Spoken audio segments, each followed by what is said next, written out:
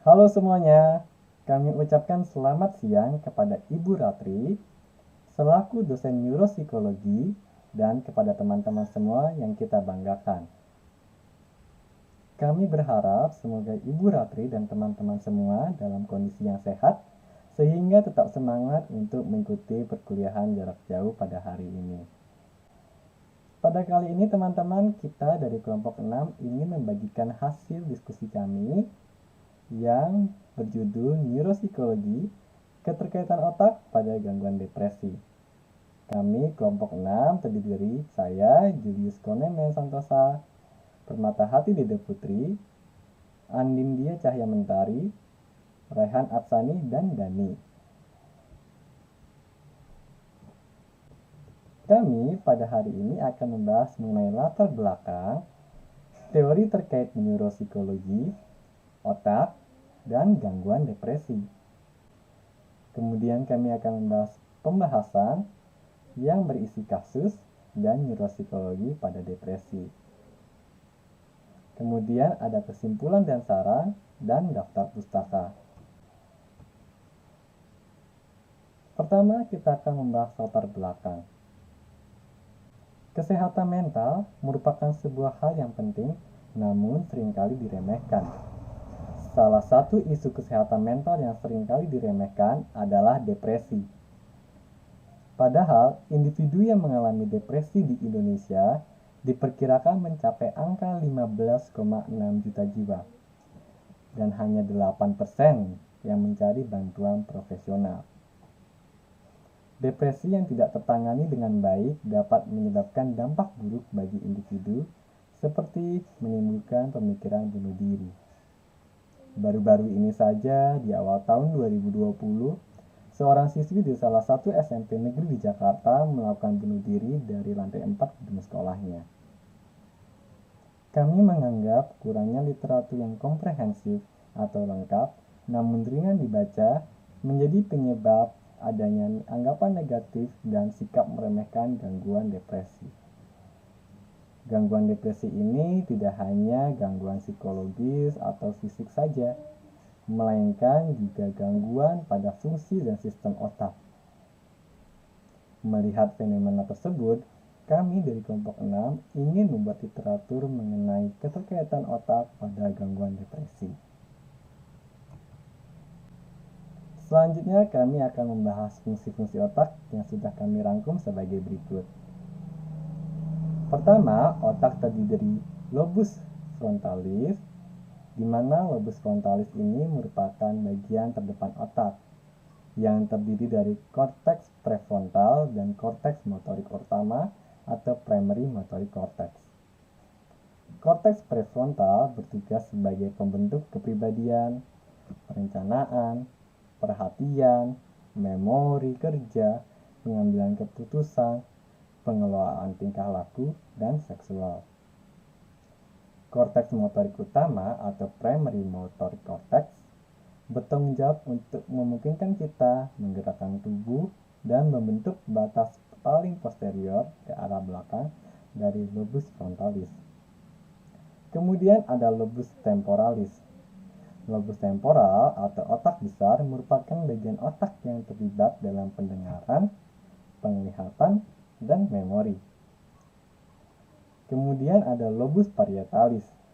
Lobus parietalis menjalankan fungsi visual spasial, lalu menjalankan yang sama dengan lobus frontal untuk membuat keputusan. Kemudian bagian korteks pada lobus parietal bertanggung jawab untuk memungkinkan kita merasakan sensasi dari tubuh kita atau dikenal sebagai korteks sentuh primer yang terletak paling anterior atau ke arah depan dari bagian lobus parietal. Kemudian ada lobus occipital. Lobus occipital ini berada di bagian otak belakang dan memiliki tugas dalam penglihatan individu. Kemudian ada hippocampus. Hippocampus terletak di dalam lobus temporal. Area ini sangat penting untuk pembentukan ingatan jangka panjang, suasana hati, dan imajinasi. Kemudian ada amigdala. Amigdala merupakan salah satu penyusun otak yang sangat penting untuk pemrosesan dan respon terhadap emosi seperti ketakutan, kemarahan, ketertarikan. Lagi pula, amigdala juga berada jauh di dalam lobus temporal, tepatnya di bagian depan hippocampus. Kemudian ada striatum. Striatum terletak di tengah otak. Striatum terlibat dalam fungsi motorik, memainkan peran penting bagaimana kita membentuk kebiasaan dan mengapa kebiasaan itu begitu sulit dihilangkan.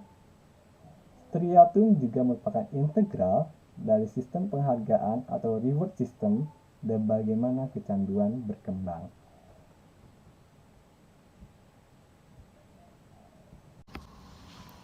Nama saya Muhammad Ryan Atsani. Saya akan menjelaskan mengenai pengertian dari depresi dan Major Depressive Disorder atau MDD.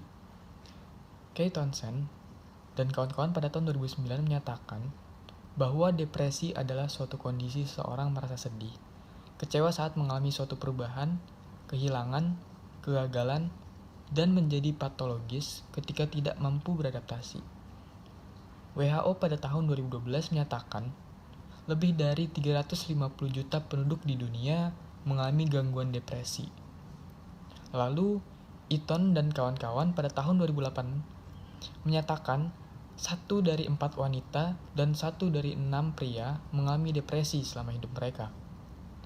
Sehingga Walker, McGee, dan Druss pada tahun 2015 menyatakan depresi menjadi penyebab utama penyakit secara global. Selanjutnya, Candler, Gatz, Gardner, dan Pedersen pada tahun 2006 dan Krishnan dan Nestler pada tahun 2011 menyatakan Major Depressive Disorder atau MDD merupakan penyakit heterogen ditandai dengan perasaan depresi, anhedonia, perubahan fungsi kognitif, perubahan tidur, perubahan nafsu makan, rasa bersalah yang terjadi selama 2 minggu, digambarkan dengan hilangnya ketertarikan atau kesenangan akan aktivitas yang biasa dilakukan. Ferrari dan kawan-kawan pada tahun 2013 menyatakan secara global, Major Depressive Disorder ini menjadi penyakit tertinggi kesehatan mental pada pasien jiwa rawat inap dan rawat jalan. Untuk selanjutnya, dari jurnal yang berjudul Pengaruh Resiliensi dan Empati terhadap Gejala Depresi, di hasil jurnalnya menyebutkan bahwa dari hasil analisis pada 230 remaja yang berpartisipasi dalam penelitian ini, ditemukan skor rata-rata tingkat gejala depresi sebesar 8,61 dan standar deviasinya 6,1. Dari hasil kategorisasi sebanyak 50%, partisipan digolongkan memiliki gejala depresi pada kategori non-clinical significance. Namun demikian, terdapat persentase sebesar 40% untuk remaja yang masuk dalam kategori sub-threshold depression symptoms. Selanjutnya, untuk kategori possible major depressive episode sebanyak 5,2%, problem major depressive episode sebanyak 3%, dan major depressive episode sebanyak 1,7%. Untuk selanjutnya, jurnal yang kedua, jurnal yang berjudul Dampak Cyberbullying terhadap Depresi pada Mahasiswa Nurse. Hasilnya menyebutkan bahwa depresi ringan ditandai dengan gejala yang dapat dilihat secara afektif, yaitu mengingkari perasaan, marah, cemas, kesepian, ketidakberdayaan, sedih, dan murung. Perubahan perilaku ditunjukkan dengan ketakutan, gelisah, dan menarik diri. Perubahan kognitif ditandai dengan kehilangan semangat kuliah, menyalahkan diri sendiri dan orang lain, sementara gangguan fisik yang menyertai anoreksia, makan berlebihan, insomnia, sakit kepala, sakit punggung, dan nyeri pada dada. Assalamualaikum warahmatullahi wabarakatuh. Saya Anindya Mandari Cahani akan melanjutkan bagian 3 yaitu hipotalamus. Hipotalamus ini mengatur berbagai kelenjar endokrin dan sekaligus kadar hormon yang dihasilkan berbagai kelenjar tersebut. Nah, hormon-hormon yang ini dihasilkan oleh hipotalamus juga mempengaruhi kelenjar pituitari dan hormon-hormon yang dihasilkannya. Karena relevansinya dengan apa yang disebut simptom-simptom vegetatif pada depresi, seperti gangguan nafsu makan dan tidur.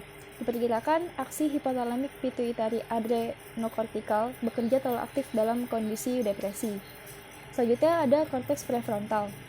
Ini dibagi menjadi FMPFC, lateral orbital prefrontal cortex atau LOPVC, dan perbedaan antara kedua daerah yang memiliki hubungan timbal balik. Terus selanjutnya ada anterior cingulated cortex atau ACC. Ini mengasumsikan peran dengan daerah belakang ACC menjadi bagian dari fungsi kognitif, dan ACC ventral terlibat dalam menilai informasi emosional dan motivasi. Yang terakhir ada sistem limbik. Daerah limbik hiperaktif terus merangsang hipotalamus yang mengarah ke neuroendokrin dysregulasi. Nah, neuroendokrin dysregulasi ini sering muncul pada pasien depresi dan hiperaktif simpatik, yaitu berhubungan dengan kegagalan kortisol untuk menekan produksi CRH melalui umpan balik negatif. Selanjutnya akan dilanjutkan oleh teman saya Dani. Terima kasih.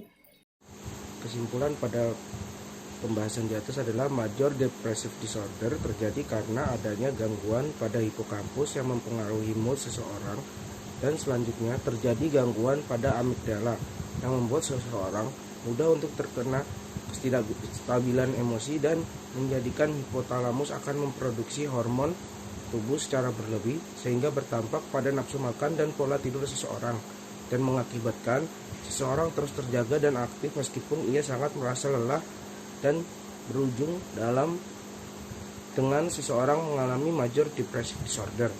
Saran untuk penelitian selanjutnya adalah lebih diteliti lagi apakah ada gejala-gejala lain yang ditimbulkan oleh penderita major depressive disorder sehingga dapat diketahui bagaimana cara penanganannya.